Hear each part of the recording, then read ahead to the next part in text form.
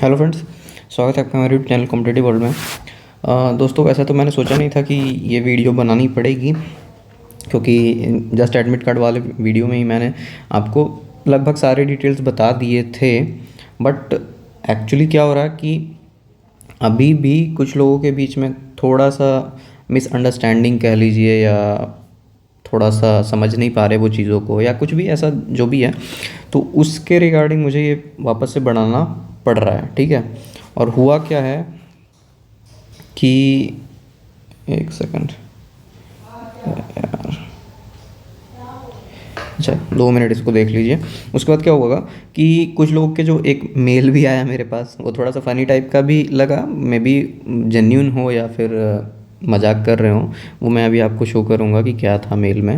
And कुछ लोग को सिग्नेचर के रिगार्डिंग इशू है, कुछ लोग का कुछ और इशू है, कुछ लोग का कुछ और इशू है। तो इस वीडियो में एक छोटी सी वीडियो आपको 5 से 7 मिनट की ये वीडियो रहने वाली है, जिसमें मैं सब कुछ बता दूंगा एक बार फिर से क्लियर, जो एक्स्ट्रा ऐड ऑन, क्योंकि एडमिट कार्ड के साथ मैंने कोई वीडियो डाली नहीं थी। एडमिट कार्ड के साथ पीछे मैंने एडमिट कार्ड भी ऐड किया है, और उसमें सब कुछ आपको डिटेल्स दिखेंगे, क्या उसमें करना है क्या नहीं करना है, सब कुछ मैं आपको इस वीडियो में क्लियर कर दूंगा। एक जो इंपॉर्टेंट बात और है, कुछ लोग का क्वेरी ये भी आ रहा है, क्योंकि जैसा कि मैंने बताया कि सेम डे आपका अदर्स एग्ज़ाम भी हैं कुछ कुछ, जिसमें एसबीआई क्लर्क, काफ़ी लोगों का एसबीआई क्लर्क है। ठीक है। तो उसमें क्या है कि आपका जो पेपर रहने वाला, उसमें सेम डे में अगर एसबीआई क्लर्क आपका पढ़ रहा है, तो आपको फिर क्या कर सकते हो, क्या पॉसिबिलिटी आप कर सकते हो। ठीक है। तो वो चीज़ें मैं इस वीडियो में आपको बता दूंगा जो काम कर सकती है। ठीक है। आप चाहो तो 2 exam at a same day, अगर डिफरेंट टाइम्स पे है, सेंटर एक ही है, तो आप दे सकते हो। ठीक है। चलिए इसको एक बार हटा लेते हैं, डिलीट। अब आ गया आपका ये वाली चीज़, एक सेकंड। ठीक है। ये एक मेल मुझे देखने को मिला था कल, मतलब जो कल बीत गया सो, तो मैंने इस पर उतना ज़्यादा ध्यान दिया नहीं, मैंने देखा, बट ठीक है, मुझे लगा कि नहीं, बट फिर समझ में आया कि नहीं, सही में कुछ लोगों के बीच में क्वेरीज हैं, तो दैट्स वाई मैंने इसको वीडियो में ऐड किया। ये इन्होंने सब्जेक्ट रिगार्डिंग एग्ज़ाम ऐड किया। इनका जो क्वेरी था वो आप यहाँ पे देख सकते हैं, अगर पेन अलाउ नहीं है तो शीट क्यों दे रहे हैं, रफ़ कैसे करेंगे। ठीक है। तो मुझे ये इतना इंपॉर्टेंट क्वेरी नहीं लगा कि भाई इतना सा लोग को, अगर मतलब जनरली ये आइडिया लगना चाहिए कि पेन अलाउ नहीं है मतलब वहाँ आपको पेन प्रोवाइड कराया जाएगा। ठीक है। इसका मतलब ये है, इसका मतलब ये थोड़ी है कि पेन ही नहीं है तो आप एग्ज़ाम कैसे दोगे। तो इस तरीके छोटी छोटी क्वेरीज अगर आप लोग मैसेज करोगे या मेल करोगे तो पर्सनली करना भी मुश्किल हो जाएगा, क्योंकि ये बहुत, मतलब क्या ही बताऊँ अब इसको। ठीक है। अब इनका हो सकता है मैं भी जेन्यून हो, या हो सकता है इन्होंने बस ऐसा फ़न वे में बस कर दिया, तो चलो ठीक है। तो ये आपका है कि यहाँ पे पेन, अगर ये इशू है कि भाई पेन नहीं दे रहे हैं तो क्या होगा एग्ज़ाम में, तो पेन आपको प्रोवाइड कराया जाएगा। पेन अगर आपको नहीं ले जाना है, मतलब वहाँ एग्ज़ाम हॉल पे आपको पेन दिया जाएगा, फिर वापस ले लिया जाएगा। रफ शीट आपको दिया जाएगा। रफ शीट का भी क्या सीन है वो भी जस्ट आपको बता ही दूंगा मैं। रफ शीट आपको एडमिट कार्ड के पीछे ही करना है रफ, अगर फिर भी आपको ज़रूरत पड़ती है तो आपको वहाँ पर मिलेगा, और वो भी आपको रिटर्न कर देना होगा। ठीक है। तो ये सीन है। तो पेन का भी मैंने क्लियर कर दिया कि भाई आप अगर आपको पेन का इशू है तो पेन आपको वहाँ प्रोवाइड कराया जाएगा। ठीक है। चलिए चलिए ठीक है। तो आई होप वो क्वेरी क्लियर हो गई होगी। पेन रफ शीट वाली अभी फिर से बता दूंगा, यहाँ एडमिट कार्ड में भी मेंशन है।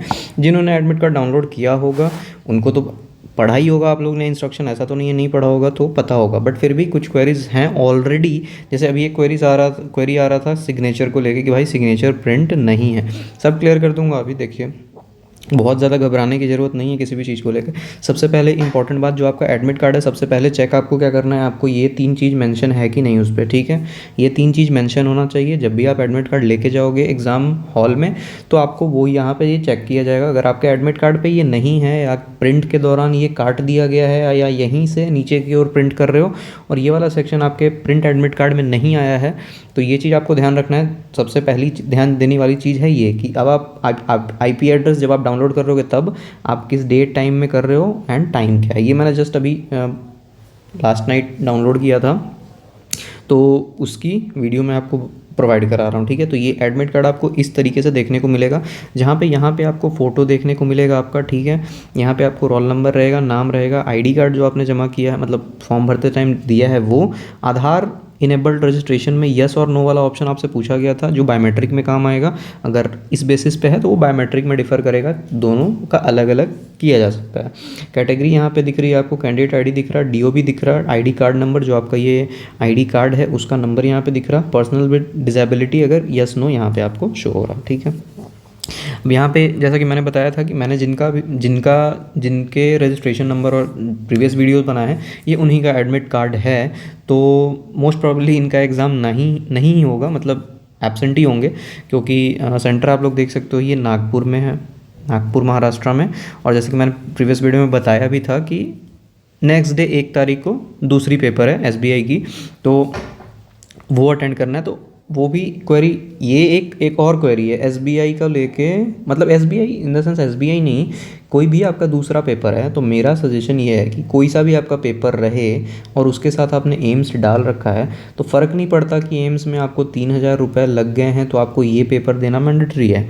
आप दोनों पेपर में अपना कंपैरिजन कर सकते हो, आप अपना तैयारी कर रहे हो, आप पढ़ रहे हो, आपको बहुत बेटर नॉलेज होगी कि आपने किस एग्ज़ाम को लेके ज़्यादा प्रिपेयर हो, ठीक है, मतलब किसकी तैयारी आपकी ज़्यादा बेटर है, तो वो एग्ज़ाम दीजिए, उसको सेलेक्ट कीजिए, एक को छोड़िए। अगर दोनों में से किसी एक को चुनना है तो आप सिंपल ये कर सकते हो ना कि अब जिसका प्रिपरेशन आपका बेटर है वो चूज़ करो। अब फ़र्क नहीं पड़ता ना कि आपका 3,000 लगे या 800 लगे या 1,000 लगे या 100 लगे, जिसमें चांसेस ज़्यादा रहेंगे वही ऑप्ट करेंगे आप लोग। तो सिंपल सी ये बात थी, इस क्वेरी में भी कोई बहुत ज़्यादा दिक्कत नहीं आनी चाहिए थी, तो ये एक बात हो गई, ठीक है। दूसरी बात यहाँ पे डेट ऑफ एग्जामिनेशन, ये सब चीज़ें आपको मैच कर लेनी है। बेसिकली आपका डेट ऑफ बर्थ सही होना चाहिए, कैंडिडेट आईडी जो आपका लॉगिन पोर्टल पे दिख रहा है वो होना चाहिए, रोल नंबर तो अभी आपके पास आया, नेम आपका सही होना चाहिए, आईडी कार्ड जो आपने डाला है उसका आईडी कार्ड नंबर आपका सही होना चाहिए। ये मेन चीज़ हो गई कि यहाँ आपका सही होना चाहिए और फ़ोटो आपकी होनी चाहिए यहाँ पे, ठीक है। ये चीज़ मिसमैच नहीं होनी चाहिए, अगर होती है तो आपको असिस्टेंट कंट्रोलर एग्जामिनेशन को कांटेक्ट करना है, रेज़ क्वेरी करना है वहाँ से, ठीक है। ये चीज़ हो गई, ये बता दिया मैंने।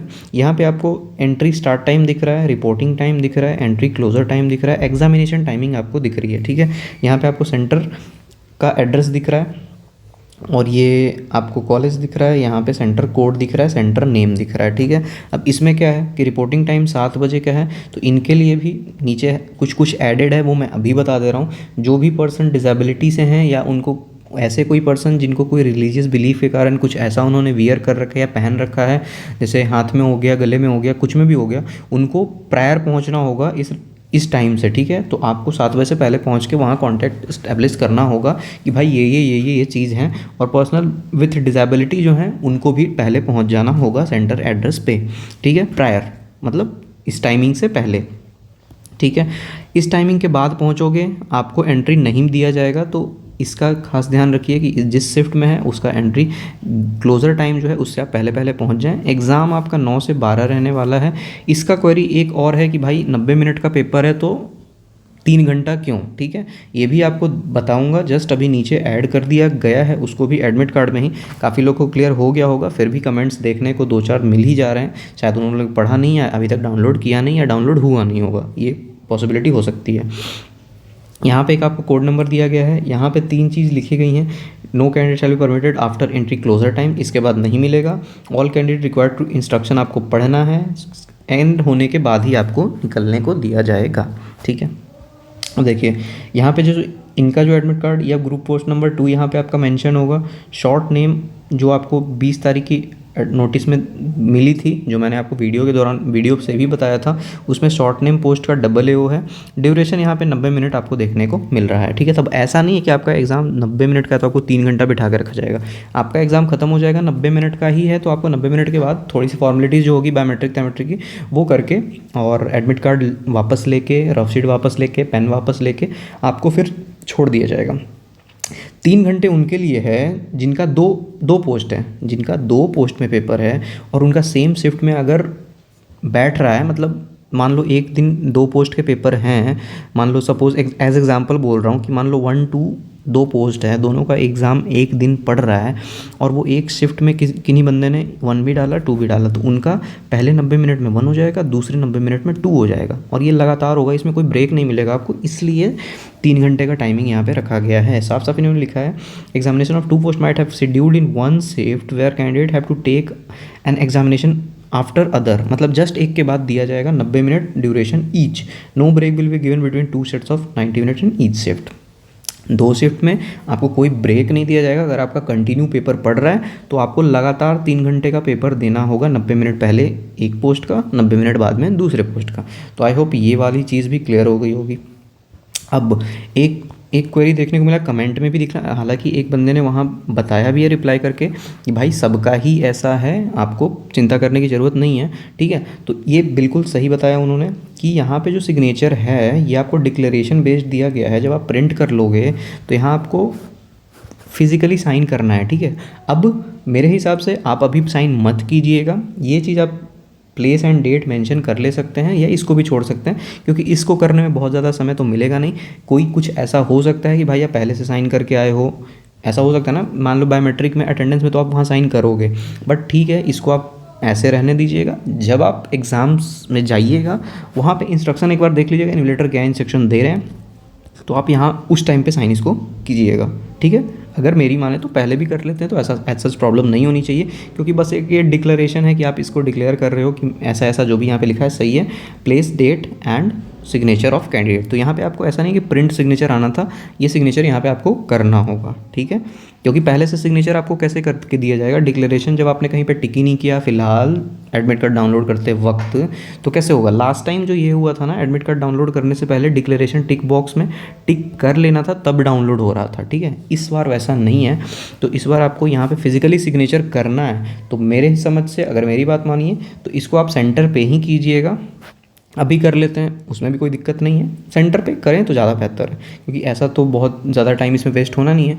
वहाँ पे वेट कर लीजिए, कुछ इंस्ट्रक्शन दिया जाएगी, हाँ इन्विजिलेटर के सामने करना है तो सामने कीजिएगा, नहीं करना है तो आप वहाँ पे कर लीजिएगा, ठीक है। पेन आपको वहाँ प्रोवाइड करा ही दिया जाएगा। PW candidate who cannot write requested to affect their left right in thumb impression instead of signature, जैसे कि यहाँ पे दिया गया है कि जो लोग सिग्नेचर नहीं कर सकते वो लोग क्या करेंगे, leave of left affix their left right thumb impression को यहाँ पे सिग्नेचर की जगह पुट करेंगे। तो यहाँ पे आपको सिग्नेचर करना है, या फिर आपको साइन नहीं कर सकते तो आपको थंब इम्प्रेशन डालनी है। ये क्लियर हो गया। अब यहाँ पे सब चीज़ मैंने ऑलरेडी बता दिया कि आपको ये कलर प्रिंट आप लेके जाओ तो ज़्यादा बेहतर होगा। तो ये आपको बिल्कुल देखिए यहाँ पे लिखा भी है प्रेफरेबली इन कलर, ठीक है। तो आप ये लेके जाओगे, मैंने पहले भी बताया था, तो ये आपको बेटर होगा। You will not allowed valid ID proof, आपको वैलिड आईडी प्रूफ क्या क्या आईडी प्रूफ चाहिए वो लास्ट वीडियो में बता चुका हूँ, यहाँ नहीं बताऊँगा दोबारा। Candidate is level two cancel, बिना किसी चीज़ के ही आपका कैंसिल कर दिया जा सकता है अगर आप कुछ अनफेयर में पाए जाते हो, अनफेयर मीन्स में पाए जाते हो, ठीक है। ये चीज़ वही चीज़ है कि आपको प्रायर जो इन्फॉर्मेशन आपने दी है एप्लीकेशन में उसके बेस पे किया गया है। मैंडेटरी टू रीड, आपको instruction provided with admit card, जो इंस्ट्रक्शन वाली वीडियो मैंने डाल रखी है उसको देखना इंपॉर्टेंट है। ऐसा है, मतलब देखना इंपॉर्टेंट नहीं है, सॉरी, जो आपके पास भी PDF होगी जब आप डाउनलोड कर लोगे उसको पढ़ लेना इंपॉर्टेंट है, ठीक है। प्लीज़ यहाँ पे आपको किसी भी तरह का प्रोप्राइटरी आइटम नहीं लेके जाना, जैसे वॉच, इलेक्ट्रॉनिक आइटम, सामान रखने का जगह इनके हिसाब से नहीं दिया जाएगा। एनी कैंडिडेट जो अल्कोहल के साथ ऐसे कुछ उनको कैंसिल कर दिया जाएगा, नहीं दिया जाएगा, ठीक है। Check mention post no change will be applicable.